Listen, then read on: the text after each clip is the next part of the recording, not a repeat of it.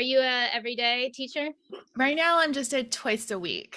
Okay. So Tuesday, Thursdays are my teaching days. And luckily they were doing like a paper today, so it was minimal teaching, more like supervising. Okay. And what subjects do you teach or subject? I I guess technically I sit in the English department, but a lot of my stuff, because it's like mythology based, like sometimes I hang out in religion, you know. Um, I teach like story patterns and theory, symbolism, like alchemy, like pop cultures, like all that stuff kind of together. You just like made like an amalgamation of all my favorite things and just said, let's pop them in a class real quick. Yeah, basically. And I actually used to teach a class on Buffy. Um, Wild. At university, you taught a class on Buffy. yeah, well, like the Buffy is university level, like honestly. So I'm just like I think I mentioned this in our email, but like my screenwriting professor, she was first yeah. off my favorite professor of all time, but everything we did in scene structure, it was in story structure for film and TV. It was literally like she would show us an episode of Buffy, and that's what got me into it. I watched the whole thing in college for the first time, and I was just like, it also taught me how to write. Yeah, no, I mean, I feel like it's probably one of like the bigger influences on my writing, like dialogue for sure, because it just feels so real. Yeah. Can I ask like the age old question, Angel or Spike? Angel. Okay, I'm not mad about it. I I can know, but love like both. I feel like that's usually not the right answer, but like I'm an angel girl all the way through. That's valid. Honestly, reading Ryan, that comes across like because Yeah.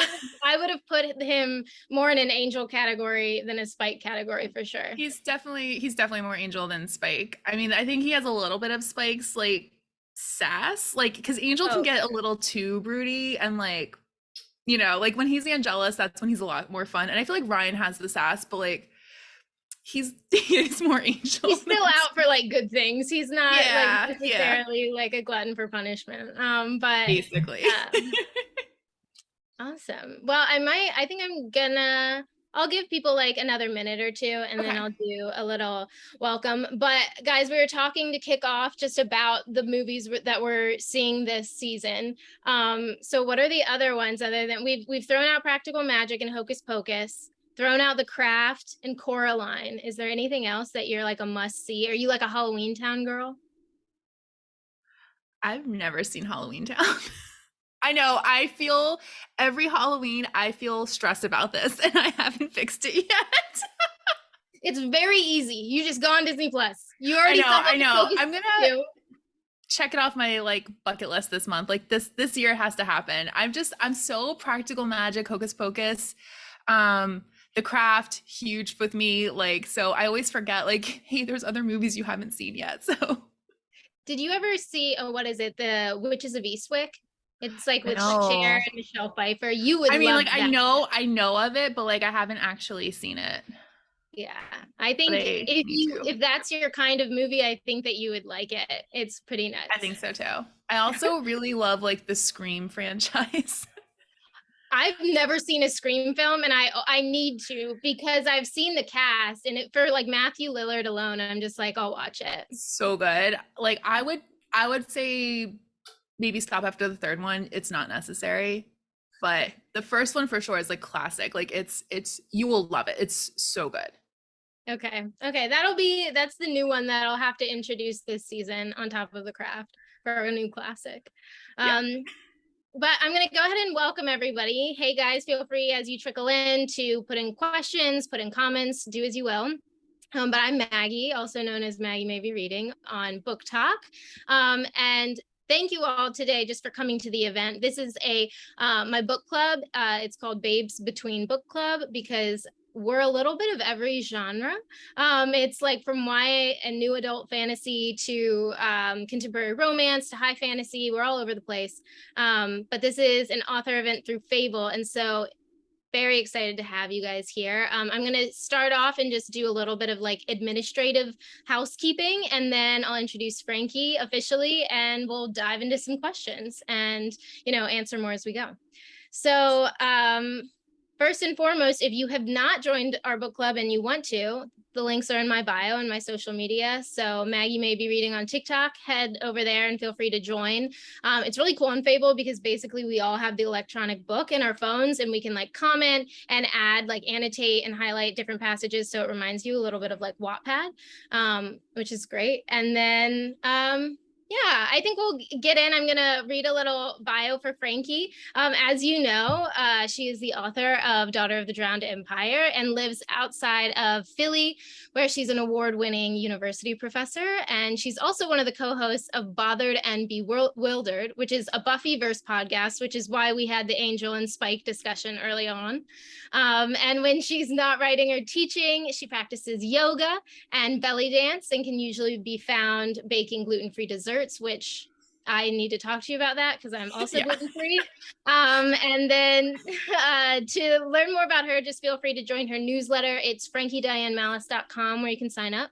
Instagram is at Frankie Diane, and then on TikTok at Frankie Diane Books. Yep. Great. I think I did the spiel. Hello. It's great to see you. Yes, you too. Thank you so much for joining us on here today. Thanks for having me. I'm so excited. Yeah, I do want to kick off just because so I remember the first time I heard about this book series was from a friend, one of my friends named Rachel, who just like flew through your books, and she was like, if you read anything next, this is what you're reading. So I picked it up, and I have to ask, I mean, this is your first published series, and where did this idea come from? I feel like it's so original, and which is kind of hard to do in this world of like book talk and tropes and fantasy. We all have like an idea of what we're getting into. This was nothing like what I have ever read, which is very cool. So where did it come from? Oh, well, thank you.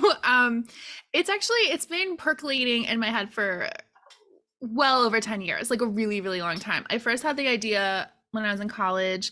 And basically, because my background is in mythology and symbolism and also like early religion, so I was kind of just playing around with like world building. And I was like, what if there was this light and, like sort of like the mythology of the Val Lumiere. So that was actually the first thing that kind of came to me.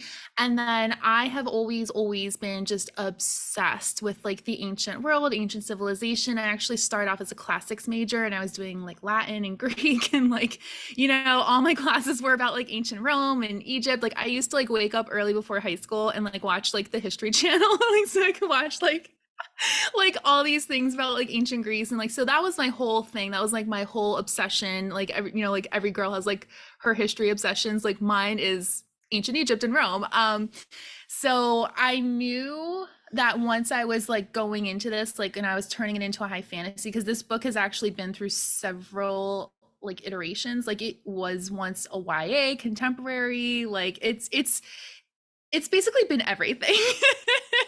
So about to say YA contemporary, I'm so lost, but I know. Well, it was contemporary fantasy. Like it still had the fantasy. So like the basic story was still there. And basically I just sort of took the mythology and like kind of like pulled it back. Like it was all there, but it was almost like the characters were like several centuries ahead. So and then I realized like, I was like, no, this is like, I love this aesthetic. This is like where I want to play and be. And so I really just went full force into it when I went into high fantasy mode. So that was kind of where that all came from. And I knew like I wanted specifically to have it like feel like ancient Egypt, ancient Rome, Atlantis. Like there's definitely some Atlantean mythology happening in there as well. And so I really like wanted to make sure that with every piece I added in, it like really like added to that, so that you really get that feeling. Because I didn't want it to feel like anything else. And I feel like you're saying, like, and not that there's anything wrong with it, but we kind of default to like medieval Europe for fantasy. And I wanted to make sure that like we were like, nope, we're not there. We are somewhere else completely. So yeah, I feel like I noticed that a lot. Even one of the questions that I had, which I think you kind of just answered, was just the setting is such a huge part of this book. Like I picture it. I like even, and your covers play a lot into it. Like I picture these blues and these golds, like and like everywhere, and these beaches. And so I wonder, was there any specific place you envision it, or is it mostly taken from like history?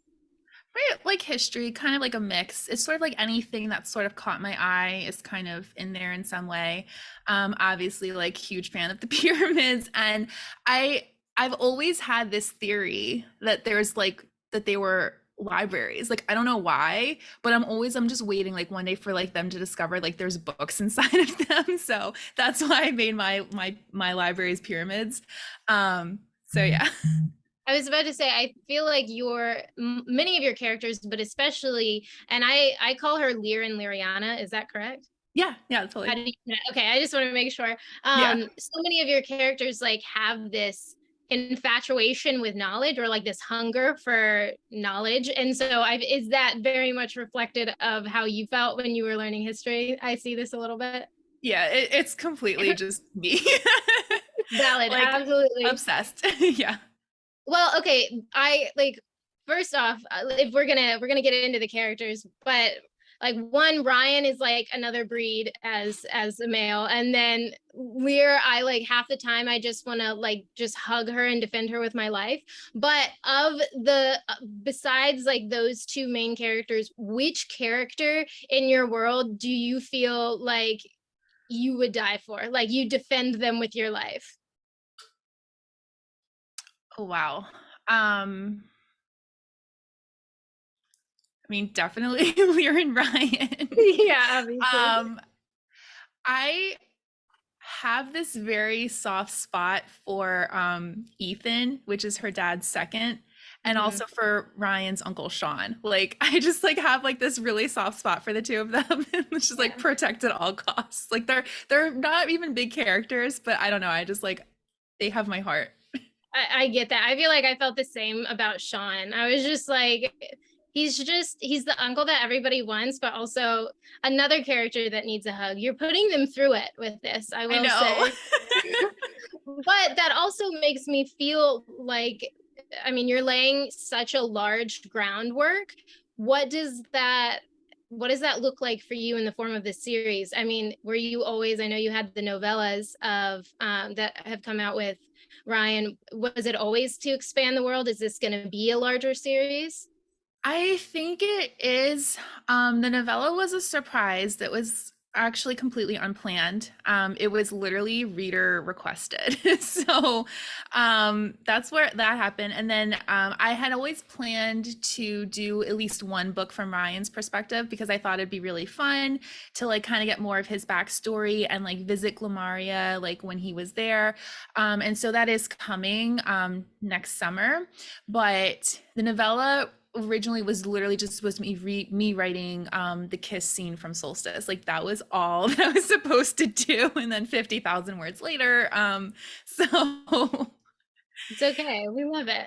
yeah, and then I I'm was about to bringing in some say. more POVs too, like to some of the series moving forward, and I do have another novella in my mind for a character that I cannot name. So Okay, that's valid. I'm not gonna lie, I have a guess, but I'm gonna let it go because I don't know how many of you have read all the books or if you've just read book one. So I'm gonna be good about that. But I'm also curious about the dynamic. I feel like you have such a dynamic of found family, but also of like we have the sister dynamic and like the families throughout Glomaria. I'm just curious, like this is still so much of Lear's story. Like, mhm. correct? Like this whole series will be following her. Yeah, the whole series is going to follow her. The main series is 7 books, and that was always the plan. The extra like novellas and Ryan books are kind of just like bonus like expansion. So yeah, it was always supposed to be her story. It's gonna follow her all the way through. Okay, cool. Yeah, I'm very attached to her, so I just me had to too. double check. And I will have to say, I mean, speaking of all these characters I want to hug, you definitely put your characters through the ringer. As someone who is sensitive to that, I will say it's not like usually if that is too much, I'll like put a book down, but I never felt that way in yours. Like even though I was very tense and I was like, I don't know if I'm going to be able to read this whole thing, like I'm just too attached to everybody to put it down. What's it like as a writer to write scenes that kind of tear your heart out? Are you really affected by that, or is this the sort of thing that you're just like, you kind of like are like, oh no, this is gonna be juicy? I feel the emotions as I'm writing it. Like I definitely while I'm doing it, like we'll kind of get into the like mindset of like, okay, this is what's happening, and like I feel all of the tension. Um some of the scenes like that people have mentioned like have made them cry. Like I don't cry while I'm writing them. I'm just like I'm feeling all the feelings. I'm probably making the faces too. Like I feel like it'd be really funny to watch me write sometimes because it's like I'm very expressive anyway. But when I do go back and reread and I edit, because I'm somebody who'll like write and then go back and like edit and then go back and edit like just as I'm going. Um I will sometimes I get more affected when I'm reading it back than when I'm actually writing. I think because when I'm writing it, I'm too close to it. Um so but yeah, I mean some of them are pretty difficult. Do you feel like, I guess your role as a professor has prepared you for how you want to be a writer or be seen as a writer moving forward, or does that not influence it as much as we might think? Maybe a little bit, but I don't know that it's specifically like I don't have any desire to be seen as like a professor. um I mean, I am one. It's like cool if you see me as one, but like, but it not in that way. Like, not. I think what has really translated from my professorship to being an author is, well, one, my background. So of course, like a lot of what's going into the books is what I teach. So I do teach like story patterns, story theory, mythology, symbolism, psychology, pop culture, like all of those things coming together. So everything that I teach is in the books. But I think one of the bigger things that was helpful for me was, you know, as a professor, you get like graded at the end of the semester by your students. And sometimes because you're the person giving grades or you're teaching a class that like nobody really wanted to take, but they had to, like you're not their favorite person. And I think it was actually a really good practice for me to learn to like not take everybody's opinion that seriously or to heart, and to be offended by every single person. And just to, I also like learned to like, there are students who are going to love me and I'm going to be their favorite professor and they're going to take every class they can with me. And then there's going to be students who hate me the minute they step into my class and they're never going to take my class again. And that's what's going to happen with readers. Like I'm going to have readers who are like ride or die with me every book to the end. And there's readers who are going to pick up the book and be like, what is this? And I can like let that go. So kind of it's prepared me in some interesting ways that you probably wouldn't have expected. Yeah, I was about to say it reminds me of kind of auditioning and things where you're always getting Yeah. feedback or you're getting rejections, and it's kind of just like you almost have to learn to let it roll off, and it makes everything else easier. I could totally see how that relates. Yeah. Yeah. But I'm curious, speaking of like having diehard fans, your book did take off on TikTok. Like you have this huge following, and I'm just curious what this like that support is like, to have a big hype around a book, to have people who are like diehard want to talk about your world all the time. Like, what's that like? It's amazing. I mean, I'm so grateful for it because I'm indie. I came into this.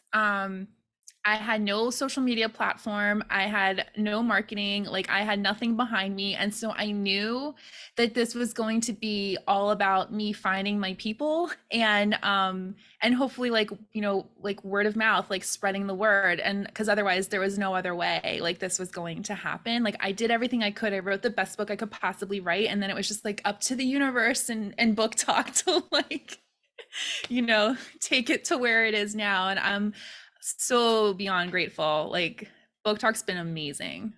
It's really so wild to me how much that has changed the marketing side of publishing. Mm-hmm. But I guess I'm curious, is there anyone, have your family and friends read the book? Like, was that harder to hear, or like was that always like, I always wonder, is it going to be weird to have people read it, or is it like, oh yeah, absolutely, that's fine?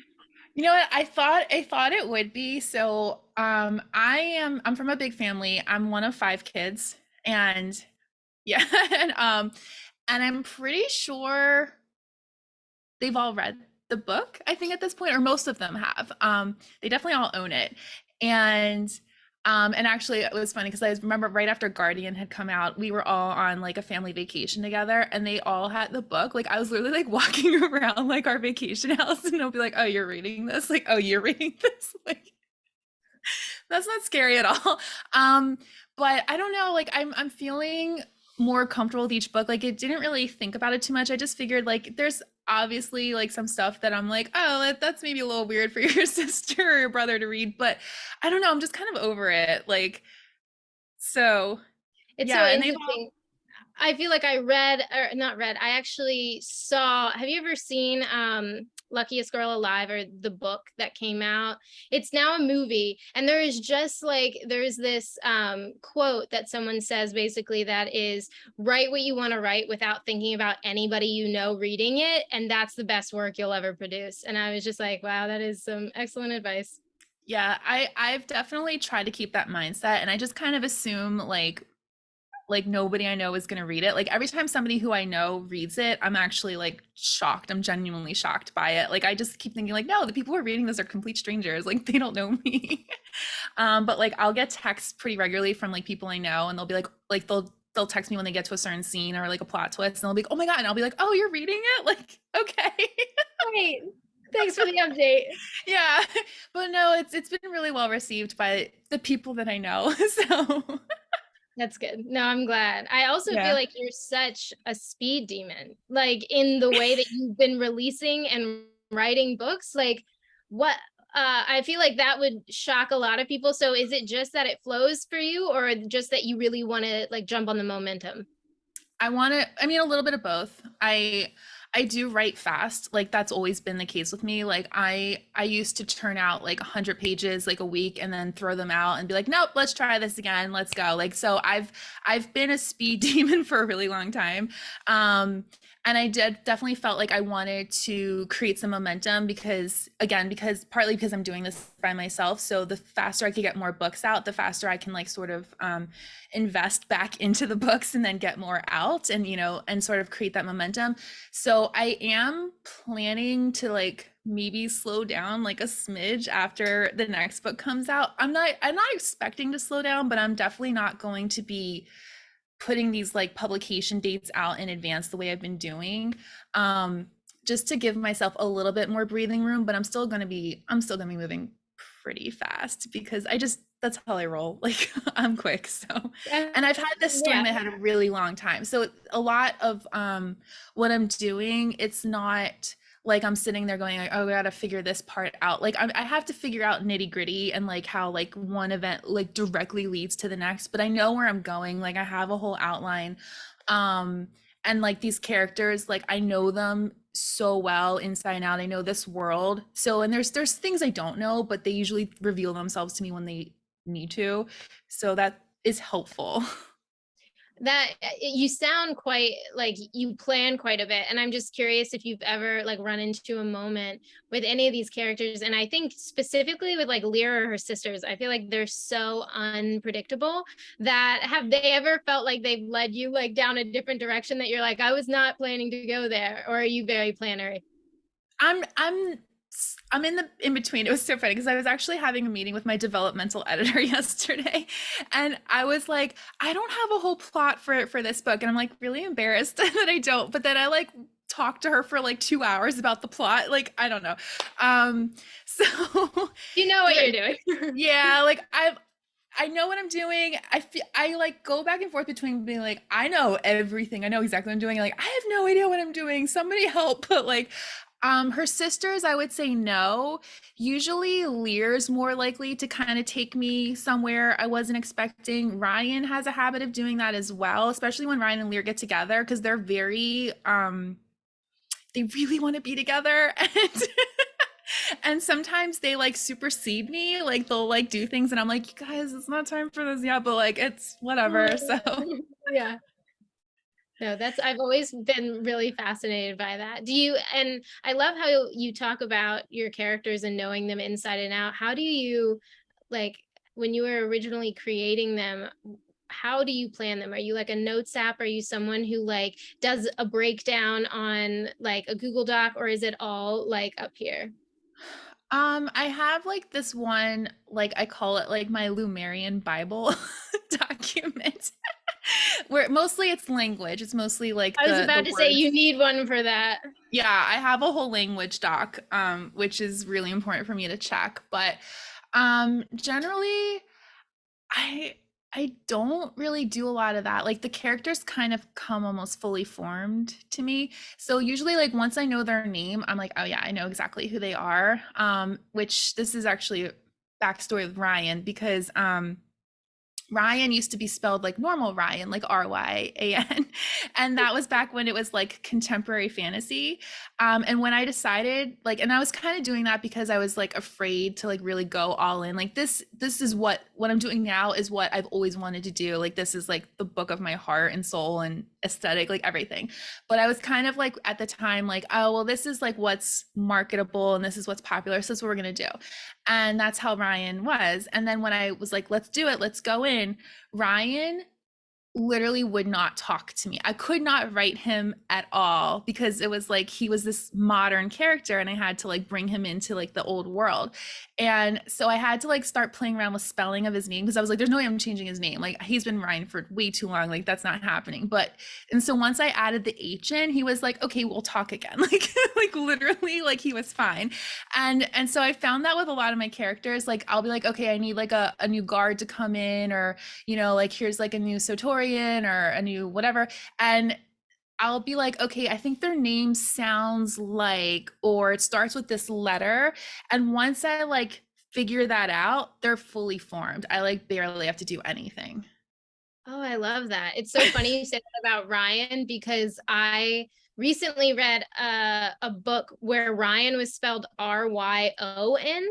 And I was writing the questions for this today, and I was like, which Ryan am I spelling right now? And so I'm like, I understand the struggle with his name.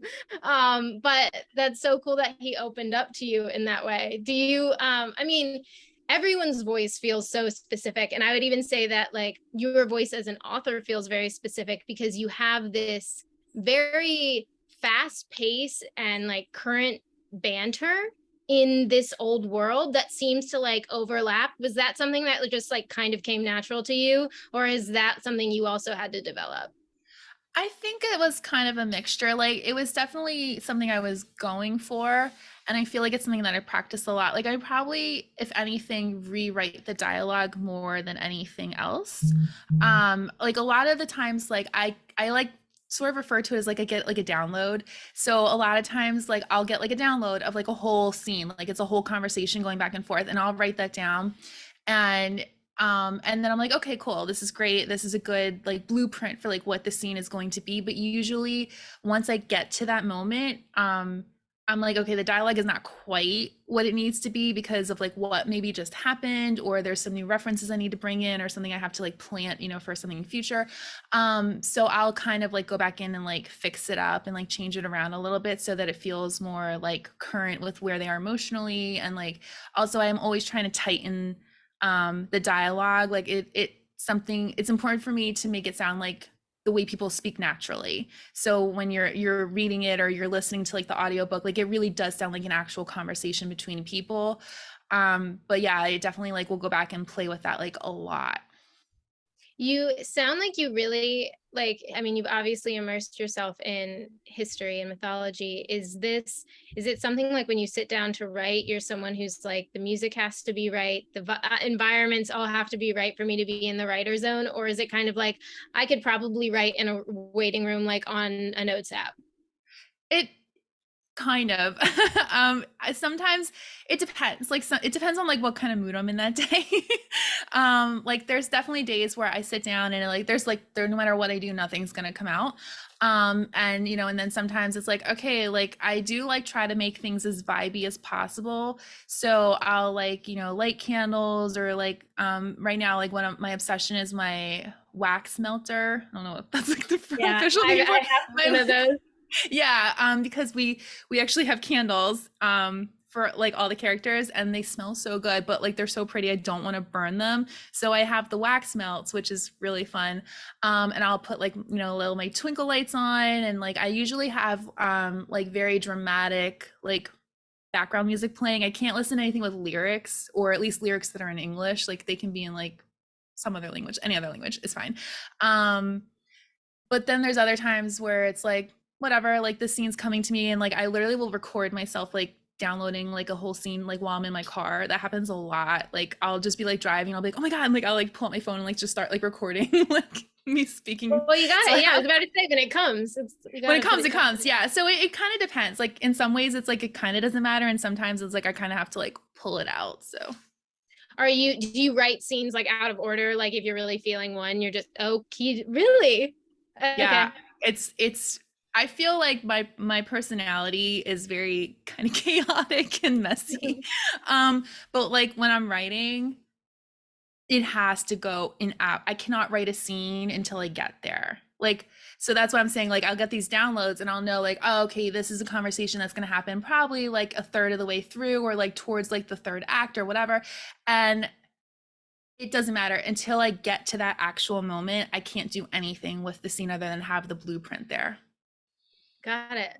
And I love this. Wait, are you, and you, because you are indie, I have to ask the question that everybody's going to ask is like, was that an intentional choice to be it? Like you really wanted to go that route, and why? Because that's a lot of work on your hand. I know. So I originally was agented. Okay. So I had signed with an agent in like the late 2000s, I guess. What we'll say. And I was with her, and she's actually like a really great agent. I was with her for like, I don't know, maybe 7 years or something like that, like a pretty decent chunk of time. And she just wasn't selling anything. And so eventually, and this was back when like the story was like YA contemporary fantasy, and then I'd also written like 2 other contemporary fantasy books with her. And the whole time though, I was just like, I just want to do high fantasy. I want to do high fantasy. So finally I was like, you know what, I'm just going to do it. I'm going for this. And when I sent it to her, she was like, this is great, but I just don't do high fantasy. And I was like, that's fine, that's fair. And I was like, honestly feeling it in my soul for like the last 2 years we were together that like I was like, this has to end. But I was so afraid to leave her because I felt like, who am I to leave you? You know, like because she was like, she's a really big agent. I was like, I haven't sold anything. Like, who am I to leave you? But like it was really the right decision. And so I kind of had this idea right away of like, well, I'll just get another agent, like no big deal. And that wasn't really happening. Like I was getting a lot of interest back. Like there was definitely a lot of activity happening. But ultimately everybody kind of was coming back with like, I don't really know how to market this. And so once we hit the pandemic, that's where I was like really thinking like, okay, I'm ready. Like I've been waiting for years and years for this to happen. How do I want this to go? Like, do I want to wait longer for more people to give me permission who, you know, are experts, but don't always really know, you know, like what's going No one on or knows your what story like you. Yeah. exactly, you know, and nobody really knows what's going to happen, what's going to hit big, what's going to, you know, nobody knows. Like it's always a bet. And so I was like, you know what? I'm ready to just bet on myself. Like I feel like I have a very strong I have a very strong work ethic. I tend to do a lot. And I was like, you know what? If anybody can do this, I can do this. Like I'm going to do this. And so you know, it took me a while to kind of get there, but it was a very conscious choice. Like once I made the decision, I was like, oh my God, like I can't believe I ever wanted to do it any other way. Like I kind of knew this earlier on because I remember when I was in the querying process to get my agent, I was in complete control. Like I was like, okay, I'm going to send my book to these people and I'm going to pitch it this way. And when I get a yes or I get a no or I get a maybe, this is what I'm going to do. This is how I'm going to act. And when I signed with my agent, I remember feeling this like loss of power like almost immediately, you know, because I was like, well, who are we sending this to? Like what editors are getting this? Like how do you know? Like, you know, and I just wanted to have my hand on the wheel so bad. And so I kind of like kept that feeling in mind. And I was like, you know what? I'm ready to drive this thing. Like, let's go. So Yeah, I feel like most every indie author that I talk to feels that way. They're like, it was just the best choice for me. And I mean, I feel like especially when you've sat on an idea and you're just like, I want this, I'm ready. Like when you feel it in your gut, you just got to do it. And I Yeah, love and it doing it. also gives me the freedom to do things like solstice, where like if like readers are like, "Hey, we really want this," and I'm like, "Okay, I can do that for you. I can like make that happen." Where I feel like if you're in a traditional publishing, like, like you can make it happen, but it's not going to be at the speed or, that you want it to be at. Like, so I really love that freedom. Yeah, no, I love that too. I mean, on our side, I'm always like, wait, another like only like 6 to 9 months before the next release. Yes, I'm in there. So it's great for me. I'm curious, do you have any kind of and I will I'm gonna open it up to your questions in just a second. I'll check out the Q&A in the chat. So feel free to pop any questions that you have for her in there, and I'll read them. But I'm just curious, like advice to authors right now, or people who are really, struggling. Some people are in that like, oh, I'm just gonna keep querying, and that's like an exhausting thing. Yeah, advice to new authors in general. I would just say there's no right or wrong way to do any of this. Like every traditionally published author has their own journey. Like there's no two that look the same. And even with all of us who are going indie, I have not met another indie author who has had an experience like mine. Like everybody's literally on such an individual journey. Like it looks like there's similarities, there's some things that are happening, but like overall, like it's so individualized. So it's not like I can really say like do this or do that, but just always like check in with yourself, because I think that we have more intuition than we give ourselves credit for. And so much of the journey, like so much of my traditional publishing journey was me going, okay, this is what you're supposed to do. This is what the experts said to do. This is what the trend said to do. This is what this person said to do. And they're really smart and they're really successful. This time I was like, I'm not listening to anybody. I'm like, I'm not listening to anybody. Like I obviously I listen to some people. Like I had to learn how to like upload the book, to like Amazon and things like that. But like everything that I've kind of done for the most part has been like, what does my gut kind of say? And so I feel like the more you can kind of like tune into that. So for some people, it really might be that traditional publishing is the vibe. Like go for it, so or to do what I'm doing, but maybe to do it slower or do it faster, like whatever. It's just check in with yourself. Like I feel like if you're doing that, you're probably on the right track. I love that advice, because I feel like the older I get, the more I realize that like all of these decisions actually don't have anything to do with me. They have Yeah. everything to do with everyone else. And I'm just like, okay, what can I be happy with? And what do I feel like I'll be most successful with, even Mhm. if just because of who I am and how I Right. feel about like the work. So And yeah, that's I love important that. too, like to know like yourself and like your strengths, like because you never know like what unique thing you're bringing to the table that might be squashed if you're listening to like expert opinions. Yeah, no, I really love that. Just gonna look in the chat. Since you added in the solstice novella at a request, do you have a hard number, I think, of main books for this series that you don't plan to stray from, or would you expand, shorten in the future? So the main series will have 7 books. That's following Lear all the way through. That's never going to change. Right now, after Lady, which is I guess my 4th book, but technically book 3 in the series. I'm planning to write Sun, which is Ryan's first book, but it's really his second book because Solstice turned into a whole novel. I kept thinking like, It oh, really it's not is. a novel. But I kept thinking like, oh, it's 50,000 words to be a novel. It's actually like over 40,000. So according to Google, um, we went a little over. So Sun is next, and then when I first formed my street team, basically I was like one of the like perks was you guys can vote on any scene I've written so far, and I'll rewrite it from Ryan's point of view, not including Solstice. I was already going to do that, like not the novella. I was just going to write the scene. I was going to write the scene, then a short story, then now we know what it is. And there were so many votes for so many things, and they were like, do this and this and this and this, and then I was just kind of joking, like, well, like, should I just do like the whole books? And they're like, yeah, and then I was like, well, actually, that kind of makes sense in my head. So I swear, Um, it's kind of like, wait, I'd actually like to do that. Okay, sure. yeah, and now that I've done Solstice, like honestly, I wasn't sure like what was going to be like to go into it, but I had so much fun writing in Ryan's point of view. Like it felt so much more natural than I was expecting it to. And so I'm kind of actually really excited to get back to his POV and like play with that some more. And eventually his POV is going to be in the main series. Like it's sort of like I'm giving like all the stuff that everybody's been missing and wanting, you know, like what was going on, what was he thinking in that one moment, Yeah. and then it's going to kind of like converge, and then we're just going to be like in the one series. Oh, I love that. I love Yeah. seeing both POVs, and especially knowing that now you kind of want to merge the two. Very excited. And that's my Yeah. favorite. Yeah, And we'll so absolutely be buying it, all of them. So just let me know and I'll be there. awesome. So I Uh, think that takes us to like 10 books.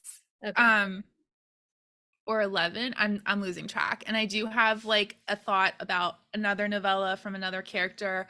Um but I would say that's definitely what's on the table right now, for sure. cool. Okay.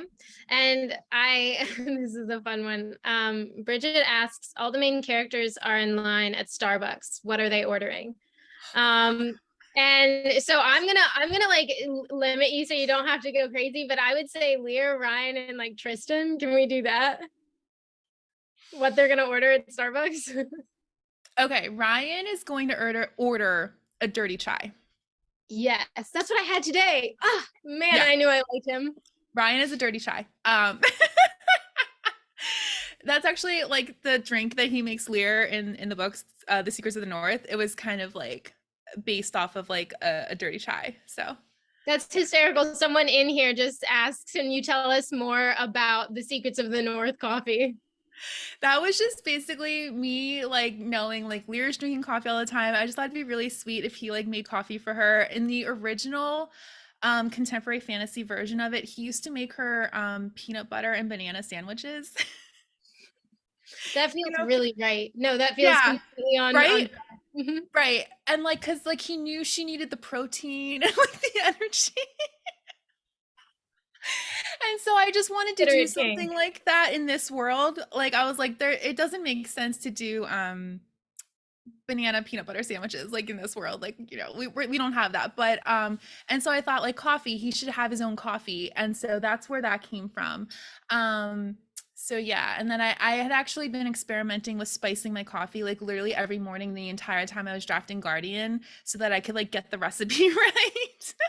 Oh, I love this. Wait, okay, Yeah. so you do still have two. Lear and Tristan, what are they ordering? Okay, Lear is probably gonna just get a vanilla latte. Yeah. Like That's she's gonna want the coffee. She does like things to be sweet, but like she's not like into like the sweetest thing. So yeah, that would be her drink. And then what is like the most like Tristan? is like a lavender oat milk latte. Is that what, like, that sort of thing? I'm thinking like Americano, like something that feels like very like Elite.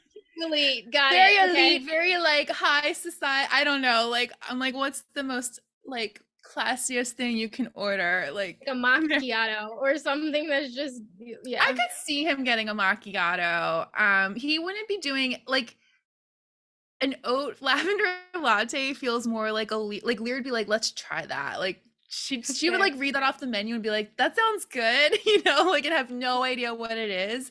Tristan would be kind of like, I don't know what that is. We're not gonna do that. Like Very true. He is not what we would call adventurous. not really. Stays in his lane. Gets what he knows. Fair enough. Okay, we also have a couple questions, which will we continue to get more flashbacks to Ryan's childhood experiences or him in training? Yes. Okay. We're gonna get a little bit more background on things that went down with him before he got to Bamaria and Lady. That's coming up, and like some of his past is like catching up with him in this book. And then when we get to Sun, which is like Ryan's POV again and kind of taking place the year before he got to Bamaria, that's gonna fill in all the gaps. Got it. And I'm curious, because someone else also that asked this, are we going to get more from the sisters? So actually in Lady you get Morgana's POV. Okay. Ooh. Yeah. Oh, wait, I'm so So she's excited. coming in. She's not as main a character as Lear. It's not like every other chapter. It's more like a sprinkling at this point, but you will like chapter 1 is Morgana's chapter. So you're going to get more. I'm very excited. I feel like I've been so curious about them and even just like about their family's dynamic. And so I'm very excited. Yeah, their dynamics really fun for me to write. I think cuz I'm I have sisters, so it's like You're just like, cool plot. yeah, I'm like I understand how this works. I know this dynamic like better than I know myself. So No, I really love that. I'm also because I wrote a few questions myself, so I wanted. Oh, I was curious.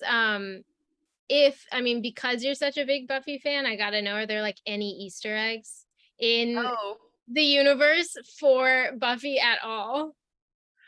I mean, yeah, I think there's two really big ones. So like um I mean, I can't say that like I'm the first person that ever said hello lover. Like I mean, so I was always like I was actually like the most shook that that was like what became such a fan favorite line because I was like oh it's like You're nothing like, like we know this. it's been done before. And then Lear says in Daughter, and then Ryan actually does say this in Solstice, give me time. And that's something that like Buffy like says when she's like, you know, like getting ready to like so that was like a big one for me too. Got it. I do have to say that just kind of reminds me when we were talking about the coffee and stuff is the lemon cakes and how I've seen a ton of recipes for like the food that is served. And I'm just curious, have you tried any of these? Have you Oh tried it yeah. yourself or attempted? Oh yeah, I've made the lemon cake a few times now. Perfect. Okay. Yeah. There's also I think there's pistachio cookies and there's Mercurial has tea cakes and there's cocktails as well. So I haven't gone out to make all of those yet, but I will because they need to be eaten. So And what about, so you brought up Mercurial. Oh, he's a hard one for me to say. But what was your inspiration around him? Because him and the people like him, I mean, they're some of the most fascinating characters to me. Probably because I don't have many answers about them. And so it makes me like, I'm like, okay, I need a book for them. yeah. But I'm curious the inspo there, or if there was. Um Mercurial is just your very like kind of traditional trickster character where you just never know like what he's gonna do next or what side he's really on or what his end game is. Like I just find characters like that like so endlessly fun. You're just always like, are they good? Are they bad? And like you're always kind of like rooting for them, even though you're like not really sure you should be. um, so and I think just sort of like harking back to like ancient mythology, like I just love the idea that like some like in these older stories, like the gods literally just kind of come and hang out. And so Mercurial's kind of like reminiscent of that, you know, like just sort of this like very powerful being. I had to give him some restrictions obviously so that it's you know fair and but you know he's not like running rampant doing like all sorts of stuff. He's actually a lot more restricted than you might realize. But yeah, like it just I just love the idea of this like very powerful trickster, like ambiguous morally gray, and you're just like I don't know what's going on but I'm here for it kind of character. Yeah, that makes me wonder if there were tropes and things like that that I mean, obviously he's not a trope, he's a specific like character type, but were there any things that in writing this book you're like, my book has to include this. I love reading about this. He's partly inspired by Mercutio in Romeo and Yeah. Juliet, and specifically the Mercutio in the 1996 Leonardo DiCaprio Claire Danes version. You know, like Yep. just that just the drama of him and like and the sweetness and the anger. Like I just like he was always like my favorite character. And so I knew I wanted to always have somebody that was like that, but like a little bit larger than life. Yeah, I was about to say, I always think of like this book series specifically. I see books sometimes when I read them, not all books, but most times I'll see them. And this one is so easy for me to picture in my brain, which isn't always the case with fantasy. Sometimes I'm like, I don't know, we're just like, point and shoot like a five different or five of the same set. And I'm just like, that's where all of the fantasy books Yeah. take place. This was totally different, but felt very clear. So like, do you see it visually usually? Like when you're writing, you're like there. Oh yeah. Yeah. Okay. I see it very visually. And I feel like sometimes that's why I like sometimes get bogged down being like they tilt their head just so, because I'm literally seeing everything unfold in front of me. And like I really have to like be like, okay, let's move through the scene. We don't need to know like exactly where his hand is on his hip or in that second, or that like his sleeve is slightly rolled up. Like I see so much detail. So yeah. I love this. Someone said, does anyone else picture Will Smith's live action Aladdin genie when reading Mercurial? And I love that. And If you then, want to see the closest thing I've ever found to Mercurial, it's on Netflix, the show Versailles. okay. It's like King Louis. I forget which one of the King Louis. Got it. But he has this brother Philippe, and the Mhm. actor that plays him, actually I haven't watched it, but he's in the show Merlin. He plays Mordred, I think. But I haven't seen it. But if you watch Versailles, Philippe is Mercurial. Like I remember watching the show the first time and just being like, if we ever become a TV show, he needs to play. He's Mercurial. Like it's crazy. Like so good. I was about to say, I also feel like this has to be, in my mind, of course, I know I'm getting ahead of myself. I'm like, it's got to be a TV series. This couldn't be a movie. We have to really, it's got to be detailed. We need everything to be fleshed out. It just, Yes, the I whole thing agree. needs to happen. And it needs to follow the The story. book. Like we're not doing like what? No, like not like the other shows that are just like we're just gonna take this mythology, but like none of the plot. Like no, we're sticking to the plot. No, we need to. I think that, yeah, it would, otherwise it wouldn't make sense. Like you also just like wouldn't get the nuance of it. Oh, Yeah. someone did ask your dream casting. Do you have Oh that in your brain? no, I don't. I don't know who people are. Fair. I don't know who people are. So that's like not like a thing. Like I've had actors and actresses that are in my mind. I'm like, oh, okay, like this is like a good like model or prototype for like me building like what the character looks like or how they sound. Like one of the really cool things with the audiobook is that I send the narrator like who like what characters or actors in movies like the characters are closest to, so she can kind of like play with that. But like I don't know who people are. I could not cast this if my life depended on it. So That's fair. I feel like no. it's almost better to just really understand the characters, and that way, if it ever did work out that way, your mind's completely open for whoever comes in, Yeah. that they can take it on. Yeah. And I'm like, and who knows whenever this happens, like who's gonna be around and available in the right age and whatever. So I no. But I'm happy if other people want to do their Dreamcast because they probably know more than I do. So That's, yeah, I was about to say that's fair. And I've also seen people doing some really fun fan art. What's it like for you to see people like create your characters? it's so much fun, especially because like they're killing it. Mhm. Like every character has been just like, yep, yeah, that's them. That's what they look like, And like when I show it to other people, they're like, that's exactly how I picture them. I'm like, okay, that's a really good sign. So it's really fun. I want more. Like I want to see so many of the scenes I've written because I see them very clearly in my mind. So I'd love to be able to like see them outside of my mind, with my eyes. I was about to ask, is if you could commission one scene as a piece of art, what would you pick One scene. that you've written so far? I don't know if this is a good answer or not, but I would really love somebody to do Ryan and Lear the morning after the whole like nightmare sequence. I would also love that. Big Yeah. fan. People are like, yes. I'm like So we're that all in the same doesn't feel page. like a very professional answer, but that's the one in my head that I'm like, I want that one. Like You wrote it, it's professional, I'm in there. So yeah, yeah, everybody's on board. So guys, like spread the word. That is what needs to happen. And we do only have a couple minutes left, so feel free to drop any last minute questions, guys, before we hop off. But I'm curious, you have had this, idea in your head, you said, for like 10 years. Are there any other ideas bopping around in there for other stories that you're already like, oh, I know where I'm going next? Um, I do. There's one would be kind of almost like a spin-off of this series. In my head, like, Lumeria sank and all of the characters migrated to the coast, but there's another coast on the other side of the ocean. And so I do have one story in mind for some of those characters. And then I have another whole series. I literally have like a trilogy, every title, like the whole thing planned out in my head.